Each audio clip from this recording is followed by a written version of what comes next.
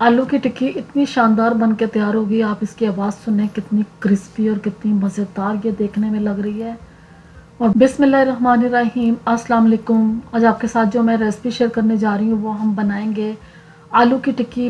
अगर आपने अभी तक मेरे चैनल को सब्सक्राइब नहीं किया तो उसे सब्सक्राइब कर लें, ऑल नोटिफिकेशन को प्रेस कर दें ताकि आपको मेरी हर आने वाली नई वीडियो सबसे पहले देखने को मिले, जो कि बिल्कुल फ्री है।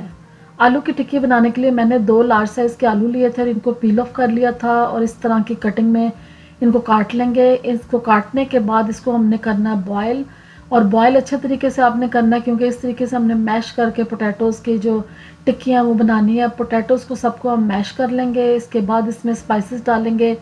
1 टीस्पून नमक का, 1 टीस्पून मैंने पिसी हुई लाल मिर्च डाली है, हाफ़ टी स्पून इसमें गरम मसाला, हाफ़ टी स्पून इसमें मैंने चाट मसाला डाला, 1 टीस्पून इसमें मैं डालूंगी गार्लिक पाउडर और 1 टीस्पून इसमें डालेंगे आमचूर पाउडर, ये मैंने डाल दिया। और ये सब चीज़ें डाल के इसमें अनियन डालेंगे, चॉप्ड अनियन 2 टेबल स्पून। एक बड़ी लार्ज साइज़ की मैंने ग्रीन चिली ली थी, वो डाल दी स्मॉल पीसेस में कट करके, और ग्रीन कोरिएंडर डाल दिया।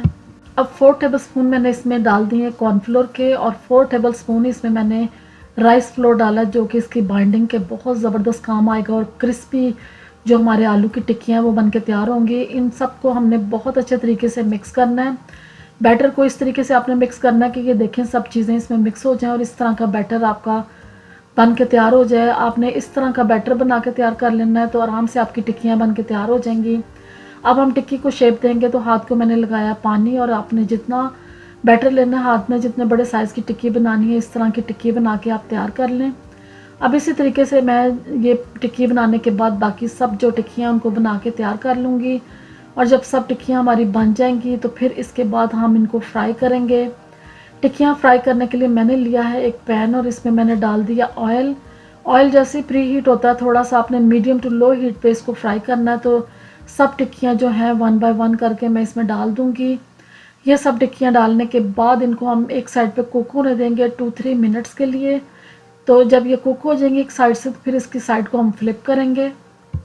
अब जो टिक्कियाँ हमने डाली थी ये बहुत अच्छे तरीके से फ्राई हो गई एक साइड से, तो इसकी साइड को मैं फ्लिप कर दूंगी। कलर देखें कितना शानदार इसका आ गया और खुशबू इसकी इतनी ज़बरदस्त आनी स्टार्ट हो गई है।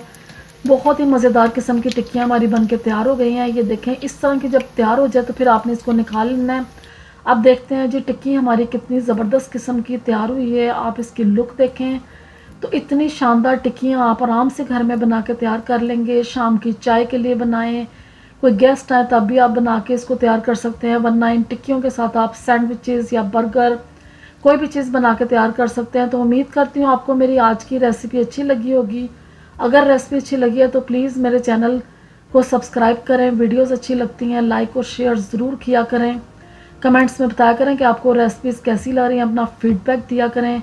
मुझे अपनी दुआ में याद रखें। अल्लाह हाफिज़।